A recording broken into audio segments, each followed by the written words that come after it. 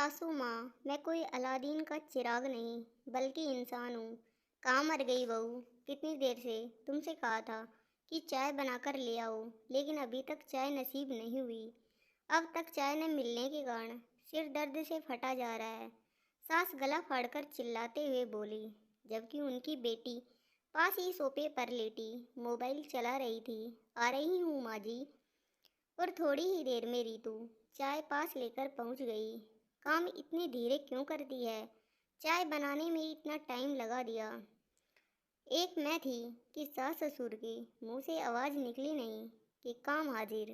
कोकिला चिड़चिड़ाते हुए बोली, रीतू चाय कितनी जल्दी काम कर ले। पर उसकी सासू माँ सुनाने का कोई भी मौका नहीं छोड़ती। कभी कभी तो रीतू को गुस्सा आ जाता है, पर वह कुछ न कहती। जिस दिन से उसकी शादी होकर इस घर में आई है, पूरे परिवार की जिम्मेदारी खुशी खुशी अपने कंधों पर उठा ली थी। सास ससुर, पति देवर, शहर में ब्याही ननद भी जब देखो तब आ जाती। पर कोकिला ने जो काम बताया वह काम तुरंत हो जाना चाहिए। अभी की बात है, ननद जबरदस्ती बाजार ले गई। उसका बिल्कुल मन नहीं था, फिर भी जाना पड़ा। कितनी भी जल्दी कर लो पर देर हो ही जाती है। बाजार में आने के बाद कोकिला ने चाय बनाने को कहा और ननद ने पकोड़ों की फरमाइश सुना दी। और जरा सी देरी की वजह से सास ने उसे डांट दिया, माँ जी, आपको तो हर चीज़ आपकी बात मुंह से निकलने से पहले ही चाहिए। मैं बहू हूँ, आपके अलादीन का चिराग नहीं जो घिसते ही बोलेगा, जो हुक्म मेरे आका, और सामान लेकर खड़ा हो जाएगा। अभी तो दीदी के साथ मार्केट से लौटी हूँ और आपने आते ही चाय का हुक्म बजा दिया। रसोई में जाकर देखा कि काम वाली चाची के ना आने के कारण सारे बर्तन भी गंदे थे। पहले वे साफ किए, फिर चाय बनाई, जबकि मैंने अभी तक कपड़े भी नहीं बदले।